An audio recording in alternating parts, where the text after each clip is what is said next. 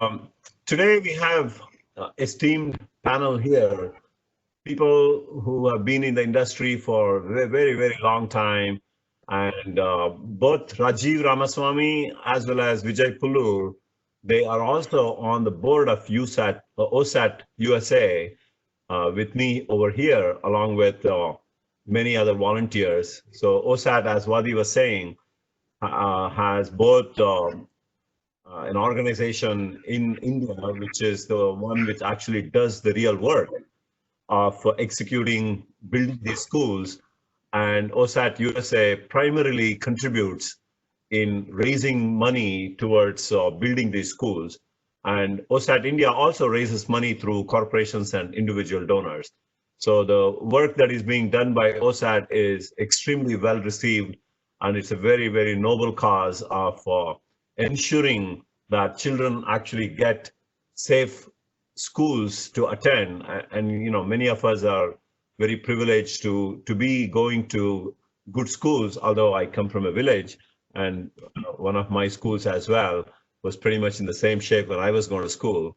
So the work that we are doing is really commendable, and we have to appreciate the volunteers who really have given their time, resources, and everything to make OSAT to be where it is today, having built close to like 40 schools across India, and thousands of children are benefiting from these schools. Now, we understand, given this pandemic, there is a lot of sense of anxiety, concern, about the jobs that at the end of the day, which is the most important thing to run a family in a very happy mode, as well as even a country to have the economics to be growing. So obviously, lots of jobs have been lost, both in the United States as well as in India. And lots of companies are also going under. So we thought that given the situation of what we are seeing, we felt that this particular topic would be of interest to most of the people. And so we'll kick it off with a few questions, and feel free to ask or post your questions on the WebEx chat. And one of us will ask the panel as well.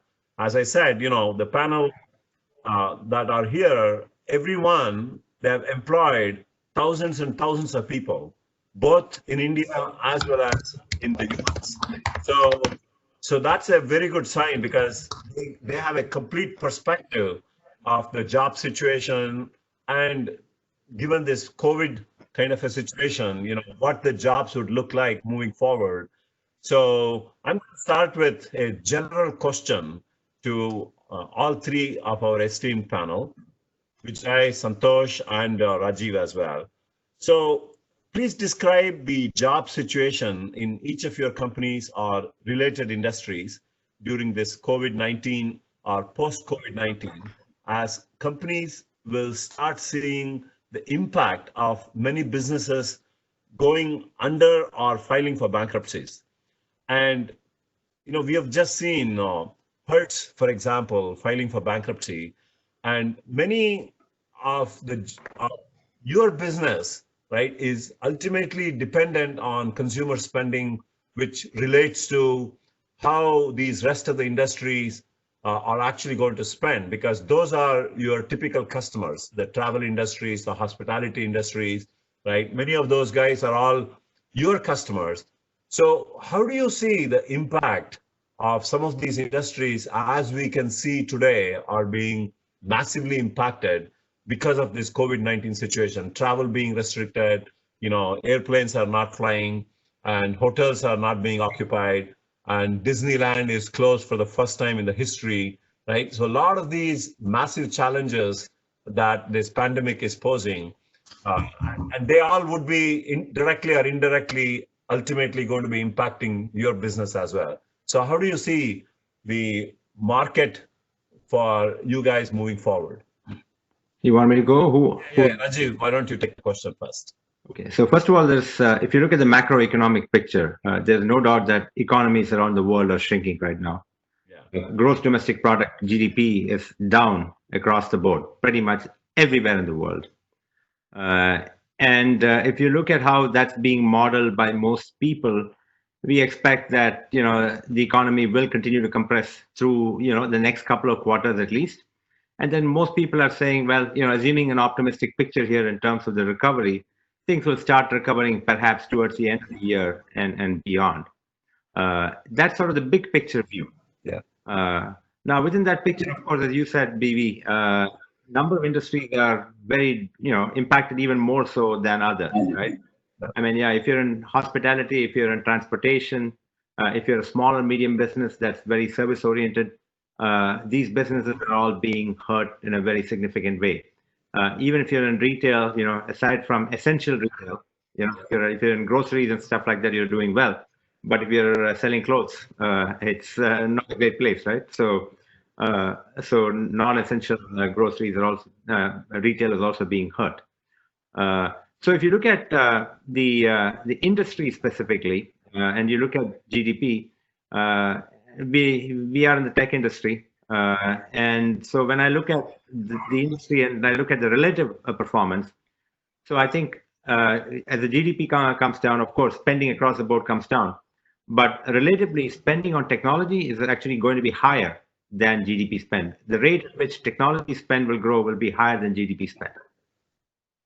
And then within technology, if you look at specific areas like software, and if you look at cloud, those I think are going to be even healthier, relatively speaking, than the rest of the industry. So growth in software and cloud is going to be at a faster pace than growth in technology, which will be at a faster pace than growth in GDP. I think that trend will continue through this downturn, and it'll also continue long term for the next 5 to 10 years. Now within the tech industry itself, it depends on kind of where you're at. So if you're a relatively large company that's well exposed to software and cloud, then I think you're with a good balance sheet. Then yes, you're going to be more prudent about hiring, but we aren't stopping hiring. We are continuing to hire. So is Amazon, so is Google, so is Microsoft. Yes, everybody's going to be a little bit more prudent, but the big guys are going to continue to hire and go through the downturn. Now, the smaller companies are going to be in a very different situation. I mean, BB, you're well aware of all the startups. Startups have a triage. They have to conserve cash because most of them are, the cash flow positive. So they have to conserve cash. They're going to hunker down. Again, the ones that are really hot and they're doing really well will continue to, get money, get investor money. They will continue to go invest. But there's going to be a whole set of them that will fall out of this and will be looking for exits. And things are going to be tough there, right, in that environment for the immediate future. But overall, though, I would say I have an optimistic view on this. Yes, there's a lot of hardship right now, and the nature of the job market will change. We can talk about that later. But I think unemployment in the US is getting to be close to 20%, for example. Yes, it's all bad right now, and it will probably be bad for the next couple of quarters. Yeah. And we should all hope for a recovery coming back. And if you look a year out, 2 years out, I think things are going to slowly start coming back to normalcy. Yeah, I mean, as you said, right, some of these products that would not have expected the kind of growth that we are seeing. So, for example, Zoom or this WebEx or Microsoft Meet and so on and so forth, or even yesterday, for example, Zscaler, which specializes in remote security, all of that, because most people are working from home. So obviously you got to create like a safe and secure environment for those people who are working from home. In fact, their revenues during this quarter actually went up. And a lot of these companies are benefiting from a situation like this. And at the same time, there is another set of industries that are being affected. Yeah. Yes, indeed. I mean, anything that has to do with enabling a distributed workforce, all technologies, whether it's collaboration, whether it's end user computing, device management, security, network connectivity, all of those are going to do relatively well in this term. Correct. Vijay, what are your thoughts? I mean, you have massive number of employees in India and a lot of employees even in the US as well. So what are your thoughts? Sure. Rajiv gave a beautiful picture of what the macro situation is, and from a large company perspective, and I completely agree. Like that's exactly the macro trends that I am seeing as well. But I want to just give a little picture in terms of what people are thinking. So we employ about 1,600 plus people, and what our customers. I mean, I'll give you a little bit of a micro view of uh, what's the ground situation, and what people are thinking. See, we are kind of, roughly until like February, US almost said it is immune to it. And then in March we started, there was shock, and then there is anxiety. I think May is when we are really seeing a little bit of exactly what is happening, what is going to be there. Mm. So what I am seeing currently is that, initially it was a shock and anxiety. So customers reacted saying, okay, we will stop most of the future looking projects, right? So we would want to focus down on keep the company running operations more than like change the company stuff. From people point of view, I think, including, I mean, the good thing is the tech industry, all people are used to working from home in some format or the other. But no one was ever used to the entire company working from home, not even the Googles of the world. So we were also thinking, as to what the impact of that is going to be. And good thing is, like after like nearly 2.5 months, nearly 3 months of running a remote operation, everybody seems to be comfortable. The customers are comfortable that, so the things are getting done. The people are comfortable. In fact, they're seeing a lot more productivity. I had a company-wide webinar, I mean, a address like this, and everybody is asking, why couldn't we continue like this? The situation becomes okay. Because, especially in India, right? So we operate in Bangalore, Hyderabad, and Chennai, all pretty tough commute cities. And people are saving like 2-3 hours of commute time, which is adding to their personal productivity as well as activities, right? So productivity wise, everything is going well. People are happy, and luckily from an operational standpoint, we are seeing that everything is going okay. So the sense of a little bit of a normalcy, a sense of a little bit of a changed new normal is evolving, and it may seems to be a more sort of a settled down feel that people are getting. That's what I see. And from a job point of view, right? So the first thing is customers, everybody is expecting that there is going to be an impact, as Rajiv rightly said. There is a shrink in the industry, in the overall GDP, and directly or indirectly, everybody is going to get affected in some format. So that shrinkage, in what form, how much, when, nobody knows. So it is better to be prepared. Assume that there will be shrinkage rather than growth, right? So that's the first approach. And so people, first thing is safety of the current people. So the customers are saying that, okay, we might stop some of the newer projects, or delay it until things are certain. And the employees are also worried, are there going to be layoffs? What is it? So that's one of the fundamental questions that people ask, what is our current situation? Interestingly, from our point of view, I think the first and foremost thing that we put out there to all our employees is that no matter what it is, we have seen in our 20 years of history, lots of ups and downs, there will be no layoffs. And this gave a lot of comfort feel to people that, okay, we will all in this together, and irrespective of what happens, we will all sail through this. So the layoff concerns are there everywhere. I'm seeing that, people on the customer front as well as within our own company, like people were worried, so about whether there are going to be layoffs. So that is one aspect, and probably that's there across the board everywhere else. The second thing is the new hiring, right? So Rajiv, like you said, so all the large companies are hiring. We have currently put a freeze on our hiring. Primarily because, we want to just see, so when all things were going well, until beginning of 2020, right? everybody is preparing for a very rapid growth, and we were growing very rapidly. So there is always an extra buffer of people that you have already sort of made an offer, or so they're already in the system. So we want to, first thing is to kind of slow down that process. So what we said is, we are going to digest what the situation is going to be. So in the first quarter, like we have sort of really frozen any new hiring. We are only entertaining offers that were already made. So that is the sort of a on the ground situation that I am seeing. Yeah.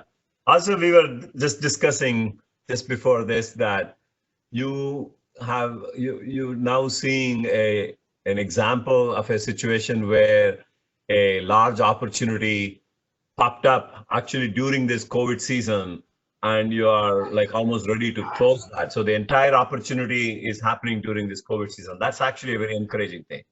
Absolutely. In fact, that is one thing which is from a business standpoint, right?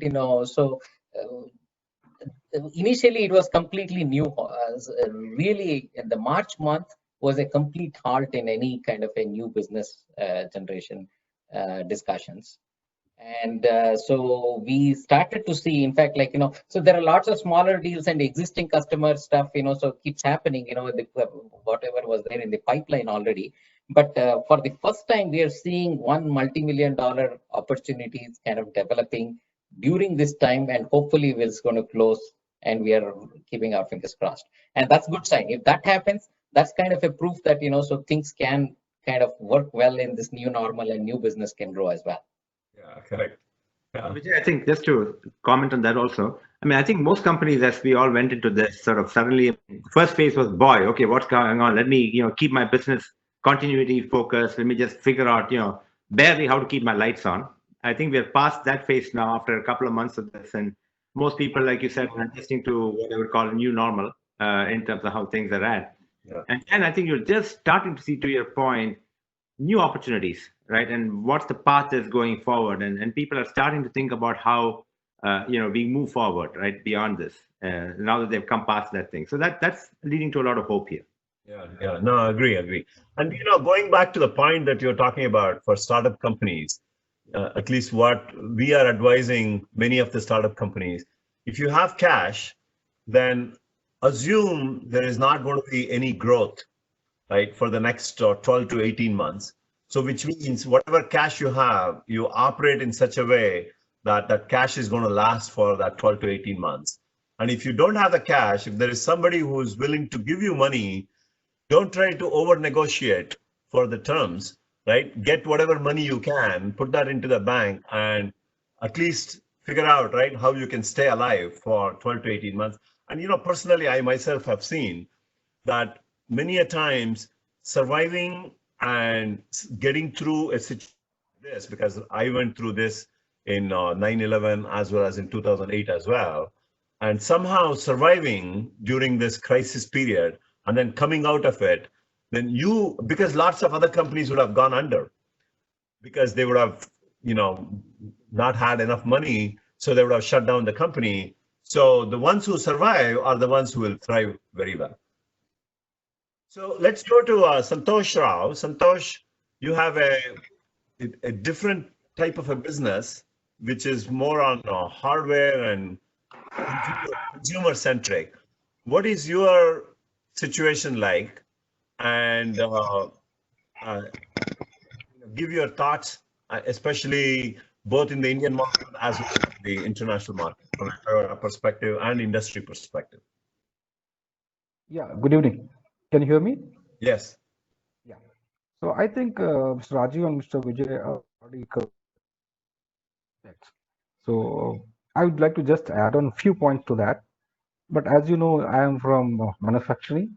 Yes. So manufacturing is, while it is challenging, it's interesting too. The impact of COVID in manufacturing here in India, it was uncertain. Basically, it was not anticipated. We were not prepared for that. Bottom line was that. When news came that government is asking us to lock down, So initially we thought it would be for a week. Then we had lockdown 1, lockdown 2, lockdown 3, like that.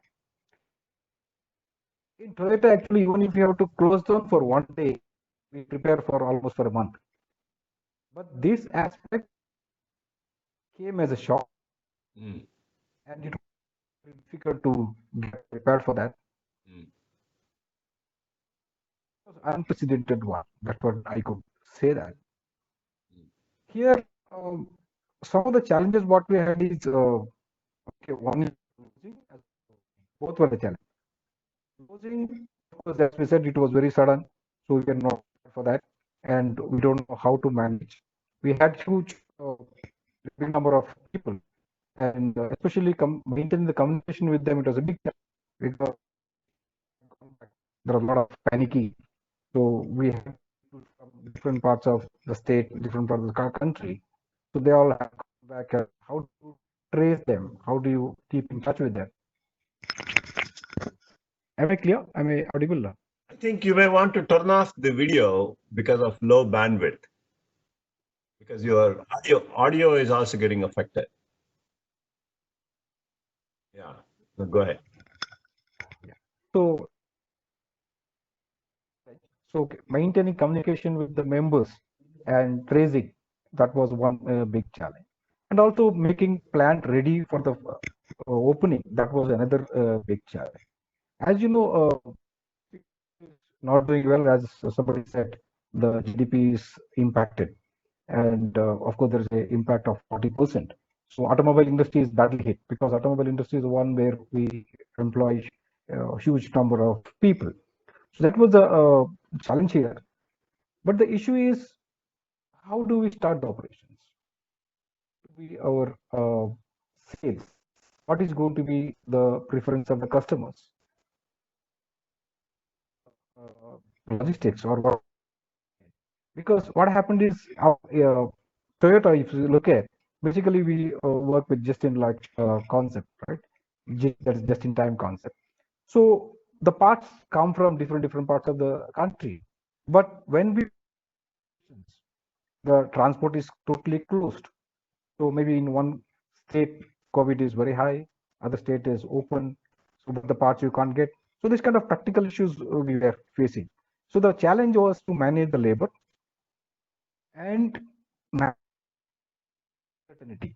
So we don't know how much to produce. Moreover, we also had the restriction on working times. For example, say we were not supposed to open from say evening 7 to morning 7, whereas we normally work in shifts. So changing of the workplace, bringing the new workplace. In manufacturing, we use a lot of machineries. So these machineries they're in say assembly line, but now we have to maintain physical distance. So how do we maintain? Similarly, we have say fixed cost is high because we use a lot of office and other infrastructure. So how do we reduce that? So this kind of practical issues we came across, but nevertheless, this was seen as opportunity. A lot of things which we had not tried out earlier, we could try it with that. For example, say the Zoom meetings or whatever we mentioned, or say WebEx meetings. So these we never used to try it in say in manufacturing industries. We always thought it is basically for IT. But with this kind of situation coming in, now the physical meetings have been literally reduced to zero. So now we use this kind of platforms to have the meetings. So this was the thinking, and this was the kind of cultural change what has happened in say manufacturing. And coming, of course, as of now, the massive job cuts are not happening, and at least in Toyota, we feel it is a last resort unless we do everything to survive. So maybe the last resort is to get into the job cuts. Otherwise, we do a lot of cost reduction activities. We do a lot of kaizens to save the cost. And hiring, of course, there's no question of hiring. But our big challenge now is to take care of the people, excess people. So how do you manage? What are the times they are asked to stay at home, right? So how do we treat their salaries? How do we ensure that so one set of people work from home? So this kind of challenges are there. But anyway, it is going to be very interesting and we will be learning a good learning activity for us. Thank you.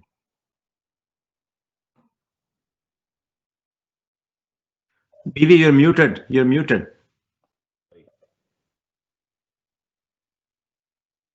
Can you hear me? No, can you hear me? Now we can, yes.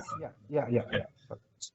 Your industry was already kind of impacted for various other reasons, especially in India, right? Given the fact more and more of the next generation people are going into using more of the Ubers and the Olas of the world, and more of the renting kind of thing rather than owning. So that industry was already sort of getting affected. And on top of it, now this whole COVID situation must be further amplifying, right? What do you think? Do you think that this whole mindset of the people, the youngsters of the people, right, who would rather than owning automobiles, they would be actually more renting? Do you think that is going to be a trend, or it was just a temporary phenomenon? I feel it may be too early to assess that. What we see is there is a possibility. So if you look at now, there is a hesitation to use public transport. So there is one anticipation that, forecast people may buy more and more cars because they don't want to use the public transport, right? And also you have this physical distancing issue where there is a possibility where the sales may go down, go up because we need more cars for the commutation. At the same time, yes, the other trend is, but I feel it will take more time to for that new trend to pick up in India at least. I see. No, very good. Thank you. So I wanted to talk a little bit about. There are a bunch of questions coming, but I just want to ask a few basic questions around the next generation of the technologies that are emerging, and I'll leave it to all three of you to answer this. So one is the cloud. Cloud is like moving at a very rapid pace. Every industry is adapting to the cloud and moving as many things as possible from the IT department into the cloud, right? A lot of the thing, given all the flexibility that the cloud actually provides.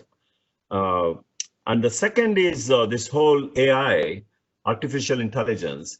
And there is a lot of the fact that AI could eliminate a lot. So in your opinion, do you think this as a big threat in terms of the number of jobs that the world has got, or you think it's more like, back in 70s, 80s, right, when computer proliferation started to happen, a similar kind of a fear existed that computers coming in, they're going to just take away the jobs. And there was this big fear. In fact, I still remember there was a lot of protest even in India as well, preventing computer adaptation. But if you look at today, computers really have become like partners to all of us. Without computers, without all these technologies, a lot of the things don't even function. So it has actually created a lot more jobs. It has created a lot more opportunities. And the whole thing has completely changed because of the adaptation of computers. Would you see a similar kind of thing happening for cloud and AI, or would you see lots of jobs to be eliminated? So look on, maybe I can take a crack at it. So look on cloud, if you look at what cloud does, cloud helps run IT very efficiently at the end of the day. And so what a traditional IT shop has to do is to do one of two things, right? There's going to be a ruthless focus on making things more efficient.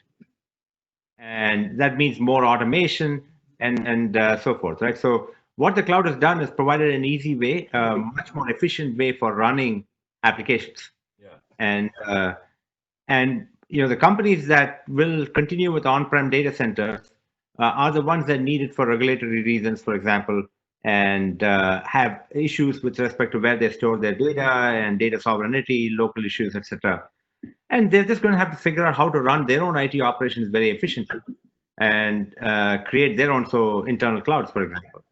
So there's definitely the notion of more automation, more efficiency, which means you're going to need fewer people to do manual-oriented jobs in IT. Mm-hmm. Okay, and so from that perspective, there will be a redistribution of IT roles. over time here. IT, if you're in IT, you're going to have to learn new skills over time to adapt. Now, but that doesn't mean there's going to be fewer jobs. There may be fewer jobs in traditional areas, but there's going to be more jobs and new jobs happening. For example, as companies go to cloud, now they need cloud operations specialists. They need cloud security specialists in terms of helping them operate. And these are new disciplines that are cropping up that didn't exist before. So there's certainly going to be this shift in job capabilities and shift in skills needed as you adapt. And I would say the same for AI, right? I mean, AI at the end of the day is not necessarily going to replace humans everywhere. Yes, it will in some areas, no doubt about it. And what that means is that the people who are employed in those areas are going to have to find new skills, and they're going to go look at new areas, jobs that are open. I see. Vijay, your thoughts? Yeah, I sort of agree with everything that Rajiv said. So see, if you see even the reference that you made about during our old times when the banks, for example, right? That's where we saw in India, as soon as computers were coming up, there was a big uproar among the bank employees that all the jobs will go away. But if you see the number of branches and the number of ATMs, and the associated jobs have actually gone up. So I'm a firm believer that anywhere technology usage increases the volume, will always increase the jobs. It will never reduce it. As Rajiv rightly said, so it's probably going to change the nature or might eliminate a certain types of jobs. That would have anyway happened with evolution, right? So with evolution, there are certain jobs which always go away. Anything that will work manually, like in creating got eliminated when manufacturing over. So that's a natural process of evolution, and that's what we should attribute to. And when volume is going, always the jobs will go up. I don't believe that anything is going to reduce over time. That means people need to be continuously improving their skills and fit themselves into these emerging markets. Correct. And I also want to point out, with specifically related to this COVID stuff, right? So there is one other thing that is happening, so which is a very important point, which is the consumer behavior, changing of consumer behavior, right? Is a very tough thing, so. And it's sort of, once it changes, it kind of creates very new opportunities as well as new threats. So today, see, although online shopping has been existing, it probably a lot of people still had reservations about maybe buying clothes or shoes online, right? Now it's forcing people to kind of get used to that. Yesterday, UPS announced that they are going to charge a surcharge on all the bigger Amazon shipments because it's simply not possible for them to handle the load that's coming on them. I see. So I see that this particular thing is actually a very important thing in overall generational thing, right? If we stand back now, the way we see how we imagine airport security, completely changed the behavior, and we kind of got used to that new stuff, right? We are at a certain at a juncture now where certain behaviors are going to change forever. So basically, what you're saying is, until now, the younger generation was faster in adapting to all these online shopping and all of those things, and people from our generation were a little hesitant. I mean, I have to agree to that as well. But what you're saying is the situation now has forced us to bridge the gap between us and the youngsters, right? Absolutely. I think that's a good point. I mean, you're right. So let me ask the same question to Mr. Santosh Rao as well. It's kind of a very interesting thing from his perspective. If I take the analogy in your case, when robots came into existence, I'm pretty sure there was a similar kind of a fear that these robots would take away thousands and thousands of jobs. But in return, I think the quality of the automobiles improved significantly, right? The cost actually came down because of higher quality and longevity and higher volumes that can be produced. So what do you see? When you look at these new technologies, the AI, the cloud, and robotics and driverless cars and things like that, where do you see from a job perspective the impact? Yeah, I do agree with Mr. Vijay and others. And automation, of course, they are going to drastically improve. Maybe in terms of pace also, it's going to, catch up very fast. But as an industry, if you look at, as you rightly said, manufacturing is not so, tech savvy. And especially in manufacturing, more than AA, we use automation, right?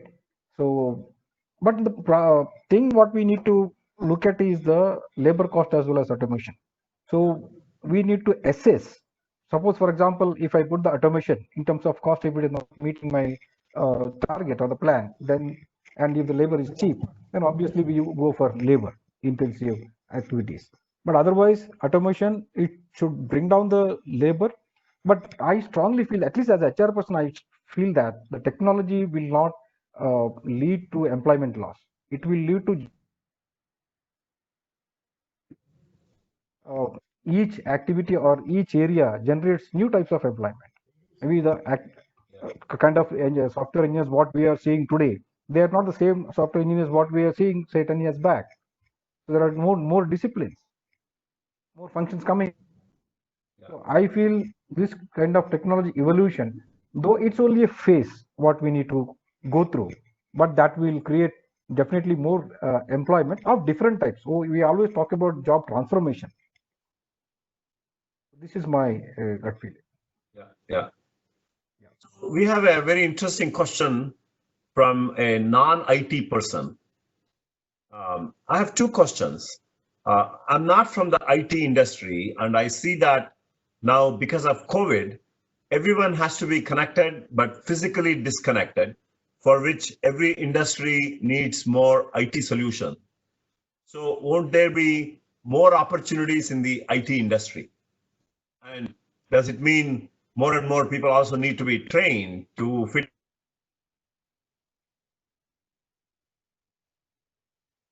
I think that is certainly true. See, the mobility solutions, which also sort of implies cloud-based solutions as well, and anything that enables productivity, distributed workforce, are going to see a big ramp. Yeah.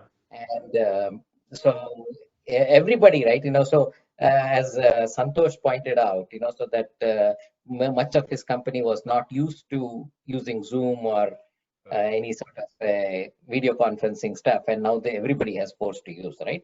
I think that's becoming the normal, and this is also a sort of a change going to be in the consumer behavior as well, because this is not a short-term thing. Initially, we thought it's just a turn on off switch, and so in 3 months everything is going to go away, and it's not happening. And when behavior exists for a certain duration, and you see some productivity gains, and you get used to new things, people change for good.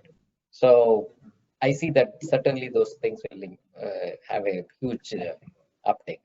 Yeah. Look, I mean, even before COVID, almost every company, every industry was going more digital. Yeah.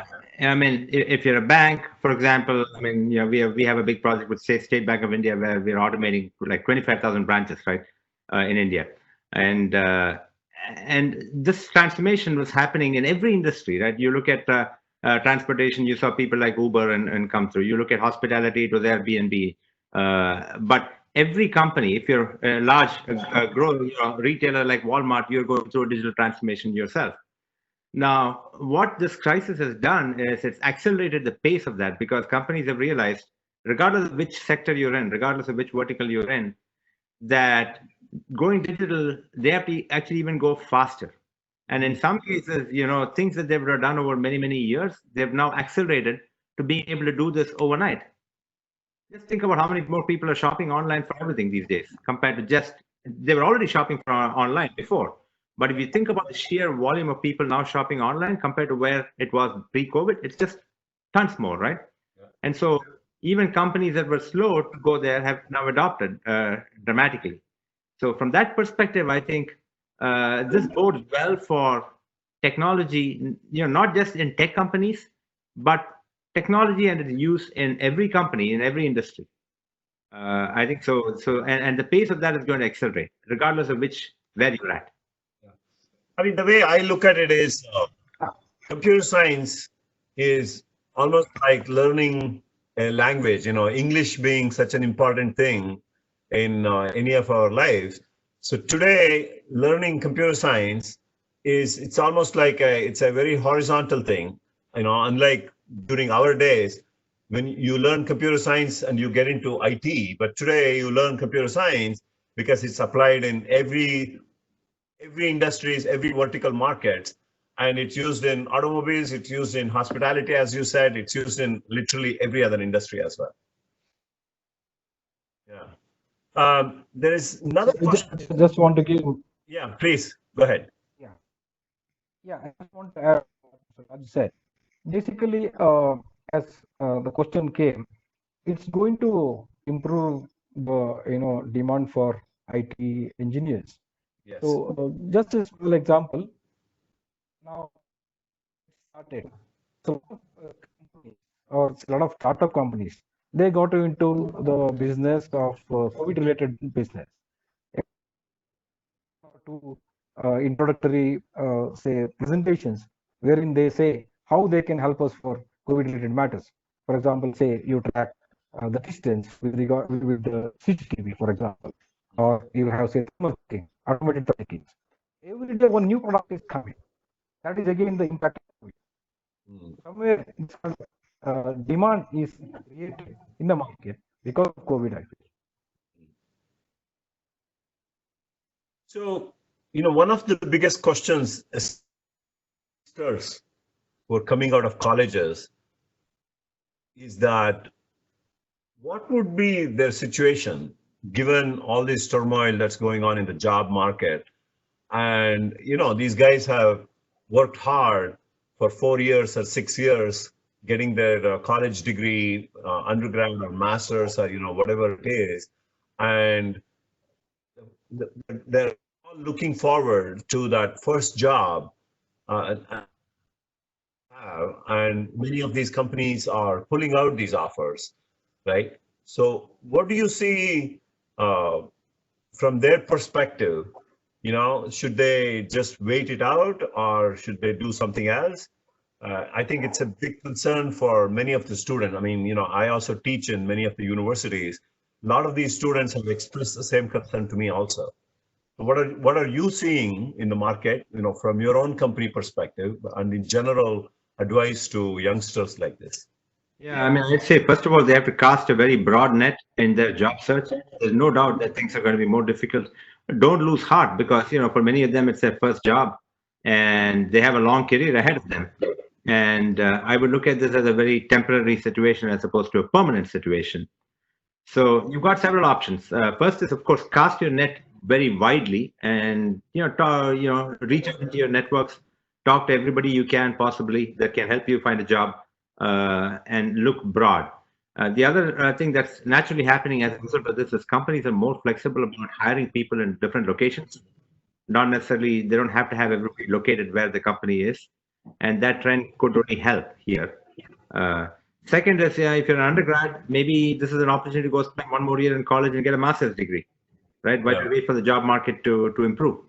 The third is, try to figure out, look, maybe there's some, it's going to take you longer to find a job, and maybe you can think about, doing something else that's productive with your time, right? Acquire new skills, learn something, go work on something that you're passionate about along the way while you actually continue to look for your job search. So eventually, I think, look, I mean, the industry, to our earlier discussions, is there's going to be a lot more IT jobs, a lot more computer science jobs created over time here, and that trend is not going to change. There is clearly a temporary issue here. There is clearly a job dip right now, but we will come out of it. And, I think computer science people and engineering people are going to be even stronger coming out of it. Question is, if they lose out for 1 year, then there's fresh new graduates who are coming out next year. Right now, you have 2 years of graduates who are getting into the market, and will there be room for the number of people? I think that is the big concern for the graduates who are coming out of colleges this year. It is, see, if I, what the way I'm looking at it is, yes, it is a very tough situation. It is disappointing. It is hard, so this is not something with a lot of young kids getting out of college and dreaming about the future, right? Is not the situation that they should be facing. Correct. In reality, right, so the careers are long, and life teaches several lessons. You got to take certain things that that come along, and so I mean, I always I've been telling many of the grads that you should take it positively, like so perseverance is a very important thing. Okay, and good and bad things in life is a certain cycle, which nobody can avoid. If you're facing something bad right now, that the only thing that can happen is good in future.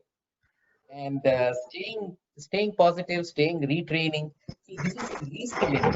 So even from a not just a new graduate perspective, like even across the company, what we are telling is that reskilling yourself and keeping yourself fresh, so fresh on the shelf, if you will, right, is a very important thing. And I think that's the only way. And competition will be there, so yes, agreed, next year there will be a whole set of new graduates coming up, etc. But there is also possibility that a lot of pent up things, so that are not happening. For example, some industries that have kind of completely shut down, right? They're all going to open up, creating a lot more newer opportunities. So bottom line, you cannot deny the fact that it is tough year for everybody, but you should look at it positively. So Santosh Rao, do you have any say on this, from your automobile industry perspective? Yeah, getting panicky. In fact, if you look at a lot of the job surveys, here it says it is not going to be so serious. Of course, these job surveys were done in the month of, say, April end. And many of the companies, they said that they are going to stick to commitment. Of course, there may be a gap in terms of hiring. But in terms of commitment, they said take them back. So that is very one thing which is positive. But otherwise, if you look at, I would suggest, as even Mr. Raju said, basically this is a good time to upskill themselves. So it's a good opportunity where they can learn the new skills. So of course, as they said, next year the new batch will come, but at least these people will have the competitive edge over them because they have some plus alpha skills. So that is what I suggest. Second thing, what I suggest is the flexibility. So now, even I keep going to the colleges to take sessions. One of the aspect what I've seen is the non-flexibility of the students. So, for example, say many people, they say I want to join only IT, or I want to join only this particular industry. So they have, say, a lot of apprehension to join manufacturing, for example, or say even the function wise. So that way, I would suggest that they should develop more flexibility in terms of openness to join any industry, any function. So that will also save them. But main thing is basically upskilling and getting trained. Yeah. Yeah, very nice. There is a specific question to Santosh Rao, given what has happened in China, and everyone is very, very scared, right? Because the entire world was dependent on the supply chain from China, which, in one way it is good, but the other way it's bad. The dependency on China is definitely impacting from a manufacturing perspective, given the supply chain is so much dependent on China. So I think the question is, can you go more into the distributed model of manufacturing, many of these components in various industries as much as possible more locally, which obviously also translates into creating a lot more jobs. So do you have any thoughts on that? Because you have to look at it from efficiency point of view, from volume cost basis point of view and all. Do you have any thoughts on, making this supply chain and manufacturing of parts and all that stuff more locally? There's no doubt about it. Localization is our priority. If you look at Toyota, local percentage, maybe up to say 70%, 80%, we are localized, except very few components. The issue is the localization ratio of our supply chain. So tier 3 or tier 4. So these are the people where they get the components from the outside because of the cost advantage. So otherwise, I think localization is a thing which Toyota strongly believes in, and we keep pushing also. And of course, there are separate teams to work on localization. Only thing is, it takes time to develop the quality, because Toyota, we strongly believe in the quality.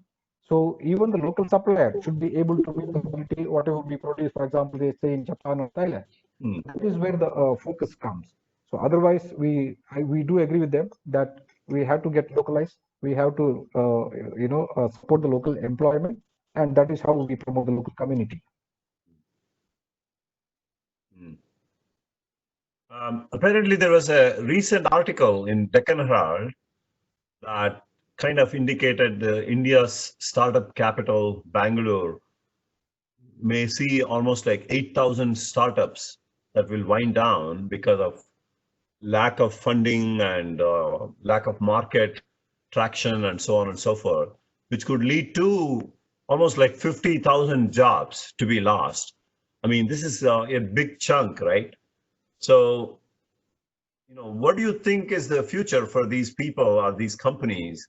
And how is that going to impact the rest of the guys who have lost jobs and who are looking for jobs? I mean, now you have more people coming into the market to create even bigger mess for everyone who is looking for jobs.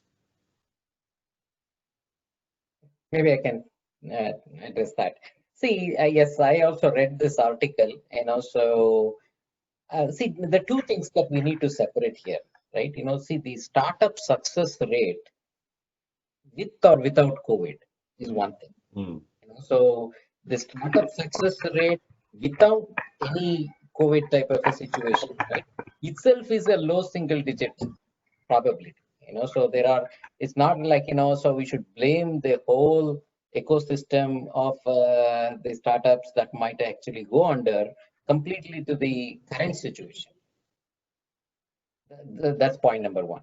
The second thing is, there are like certain industry focused startups, and when the industry goes down, it's like, for example, transportation, many of the like delivery services, so a variety of things, right? So there are lots of startups that are focused around those, and so it is inevitable, when there is a market situation that is kind of completely adverse, that is going to go down. So it's not related to the funding as such. Even with any amount of funding, like, so there is no way to sustain those businesses when there is a long-term impact on certain industries. The third thing is related to the actual funding situation and what's happening because of that. As you also pointed out rightly, right? So the most prudent advice is to kind of conserve cash. The cycles are becoming longer. The quantums are becoming smaller. Take whatever you get.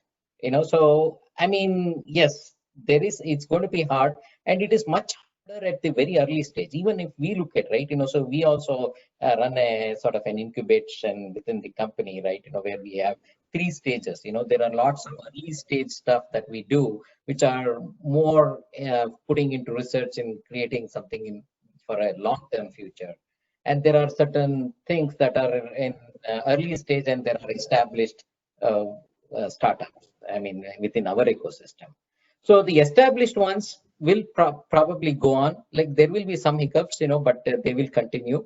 Very early stage stuff, very early stage startups, right, are going to face a lot of problems. I will just add one more. That is the only part that I would attribute to the current COVID-related situation. Yeah.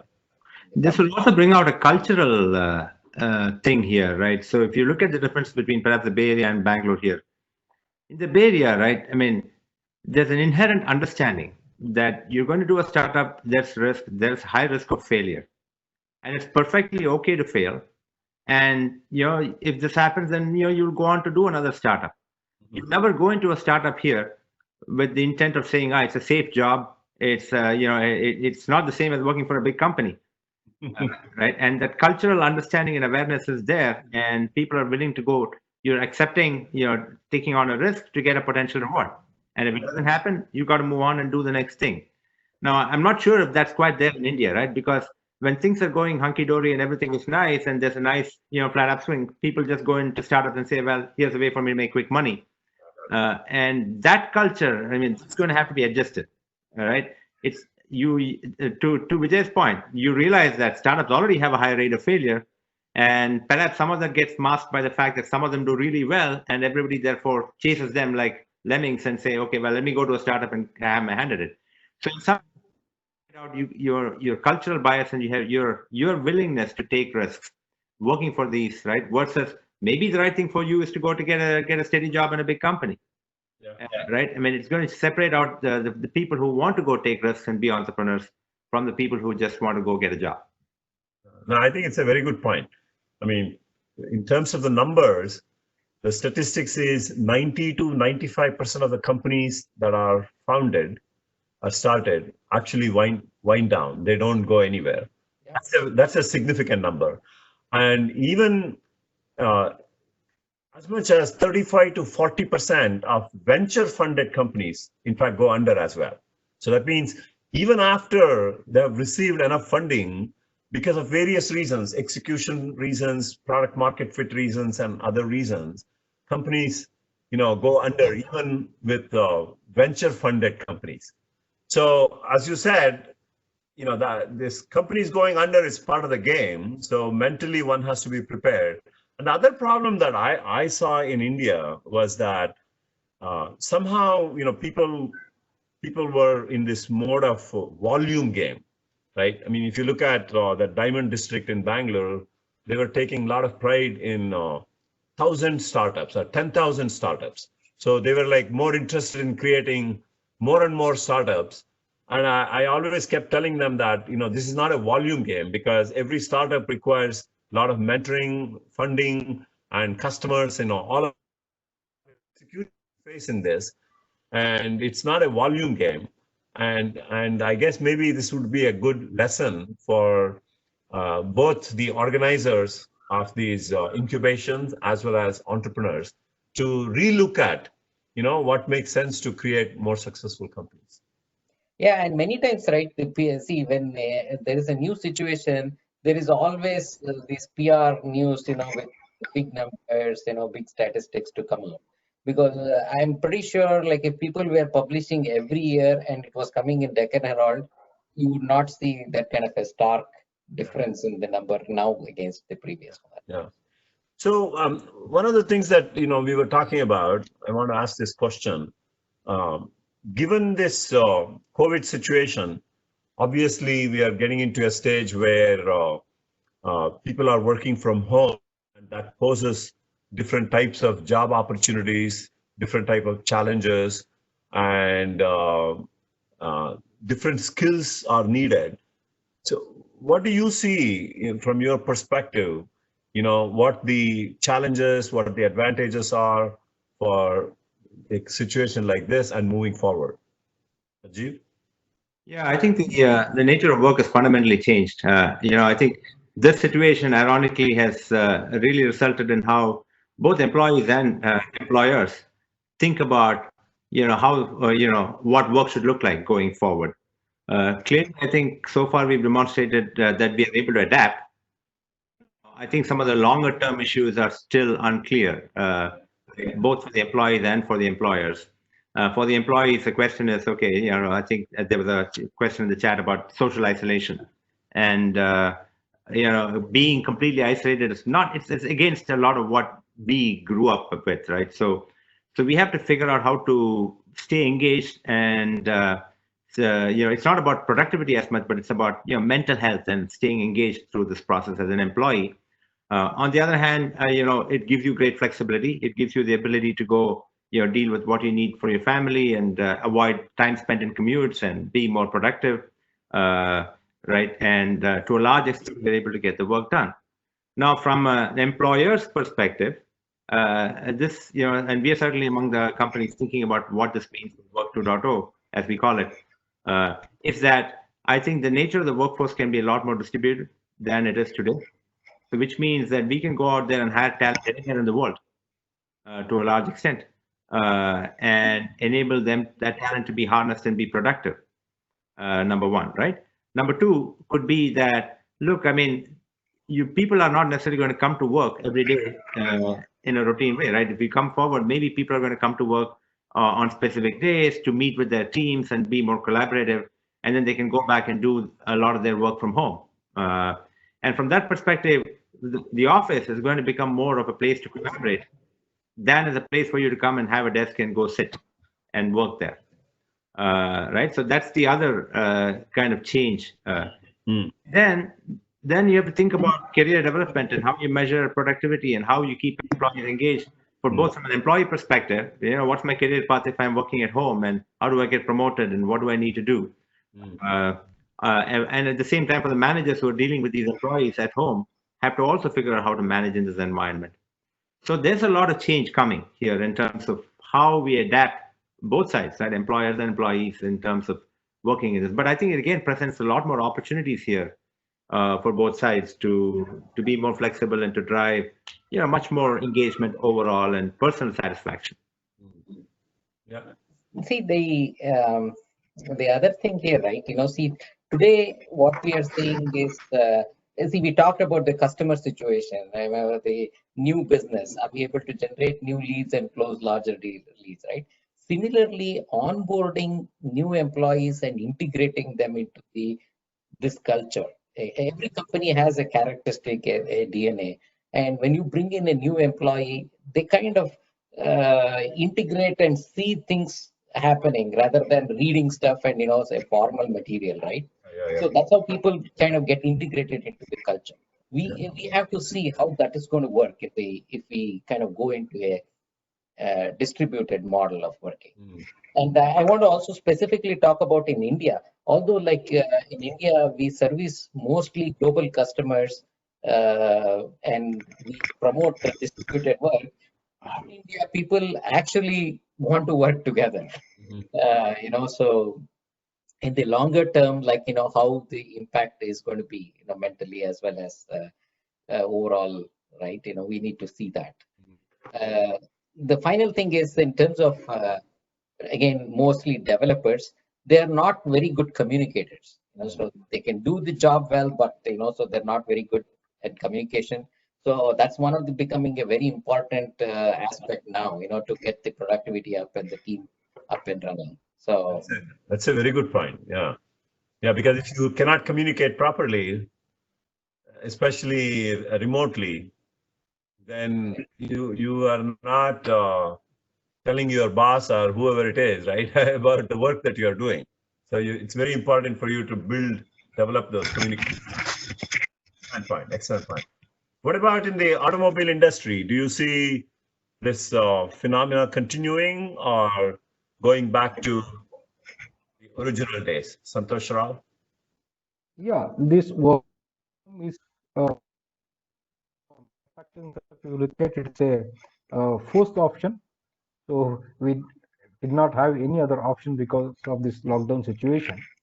So our challenges are basically in three areas.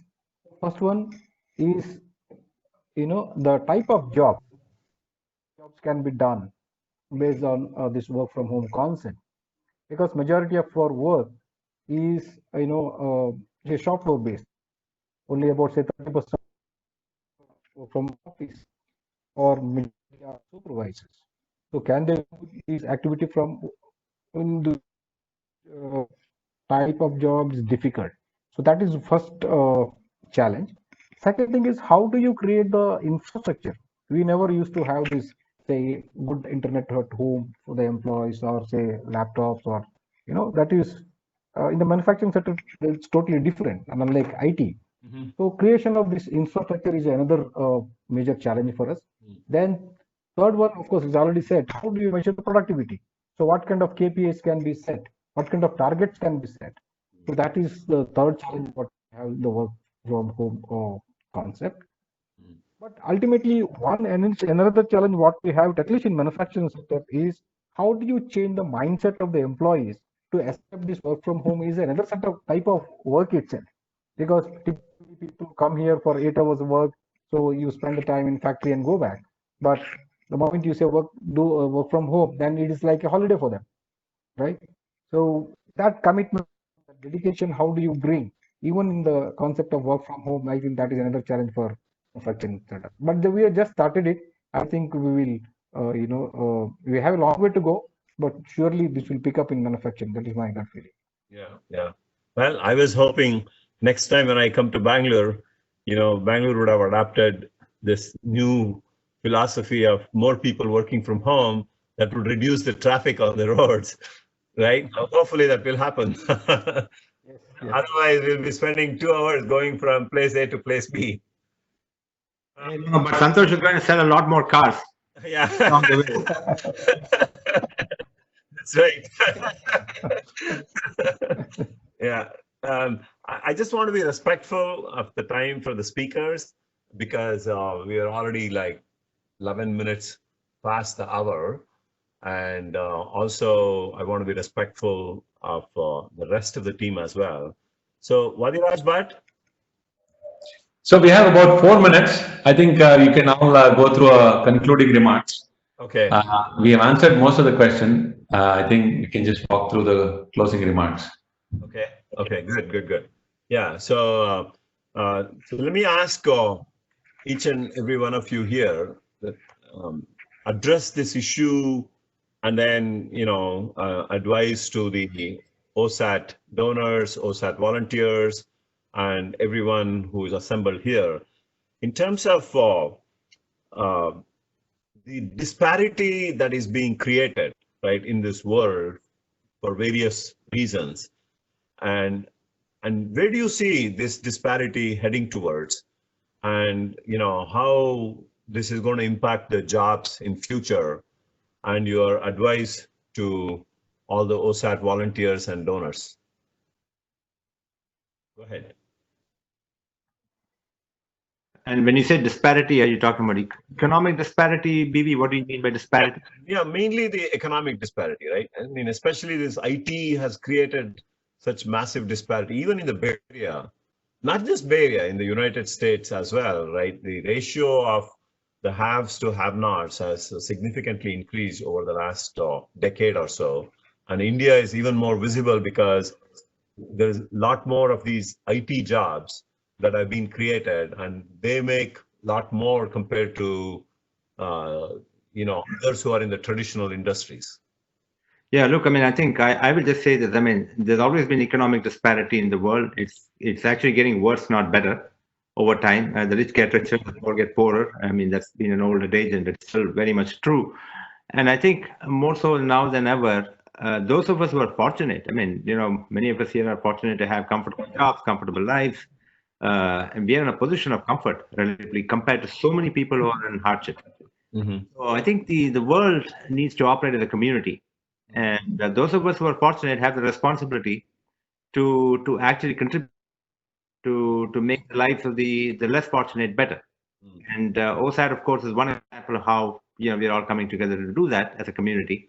But I think we need to take every opportunity that we have. There's a communal responsibility here for us that we should not ignore. Right? We have a place in society, and it's not just all about our own stuff and taking care of our own pieces, which, by the way, most of us have done right at this point.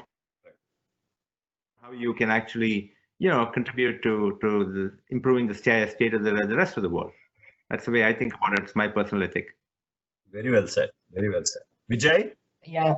See, I think the current situation, right? So keep working from home, doing your job, being productive, just focusing on your family is isolating all of us from the society, even a lot more. I think it's important to kind of consciously focus on it. See, while we are really, really fortunate that, so the jobs are not getting affected so much. The opportunities in future look pretty bright. But in the short term, right, if you see in India, like, so the migrant population, the daily workers, how they are getting affected. Although we see this as part of news items, etc., but if you are actually on the going on the streets, or like meeting other people in the offices, probably our chances of associating and figuring out, or even discussing collaboratively to do something, right, would have been much higher. So it requires a lot more effort during this time for us all to kind of do something for the larger good of the communities. And there are lots of people, see, just this morning I saw, like, Geneva had a 1 mile line for free food, which is the richest city in the world. Yeah. If you're talking about that, then what are we seeing everywhere else, right?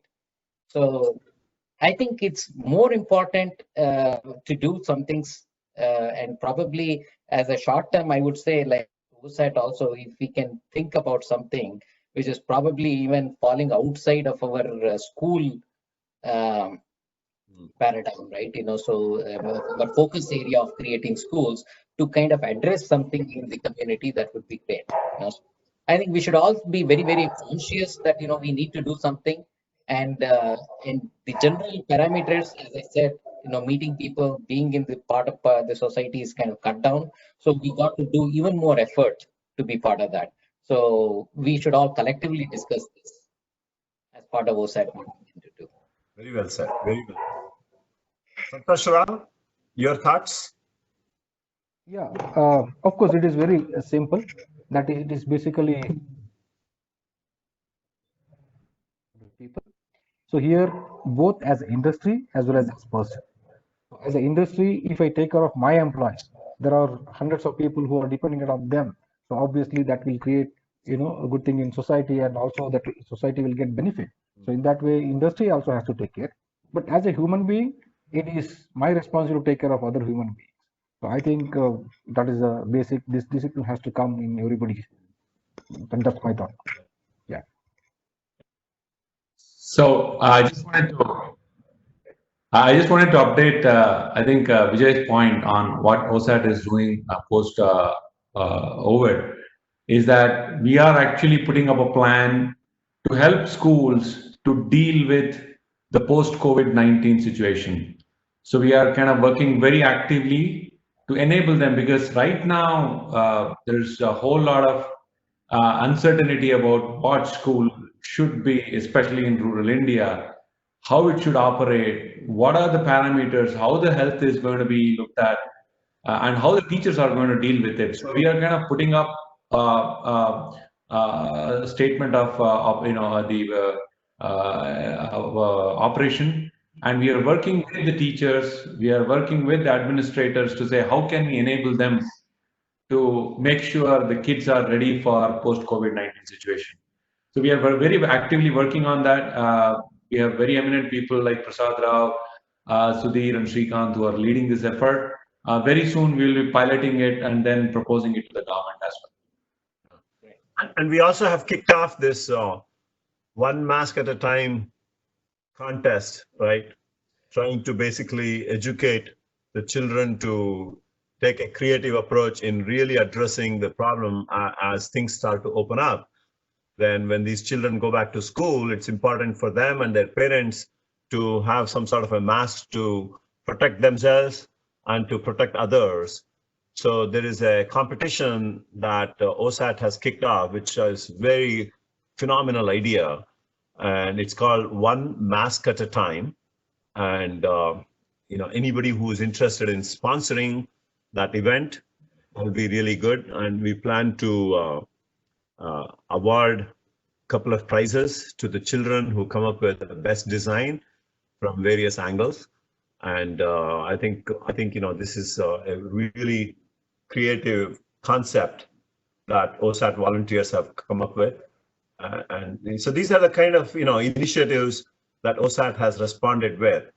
And as I always say that those of us who are very fortunate, and if we have the time and money, we should give both of that, because the time is equally important, because if you can bring a little bit of the experience that you have in the corporate world to help from an organization perspective, from scaling perspective, from new ideas like this, that can make a huge impact to the society, right? And of course, money always helps, because that is what helps to create these schools, because each school costs today close to 40 to 50 lakhs for us. And the more we do, each school benefits on an average 200 to 400 students every year. That many students who are coming out of these schools, and these schools typically last for 60 to 100 years. So you can very well imagine an investment of 40 to 50 lakhs, right, lasting for almost 60 to 100 years, and each year helping 200 to 400 students coming out of these schools. So the ROI is almost instantaneous, right, for the job that OSAAT is doing. So I'm really very proud of what OSAAT is doing and the impact that it's creating. And as all of you said, let's all work together to bridge this gap and to create better societies and do our best to make a difference in our own ways. So thank you so much, panelists. Rajiv, Santosh, and Vijay, really, really appreciate your thoughts and your ideas and everything that you shared with. Thank you. It was wonderful. Thank you very much. I really appreciate it. Thank you.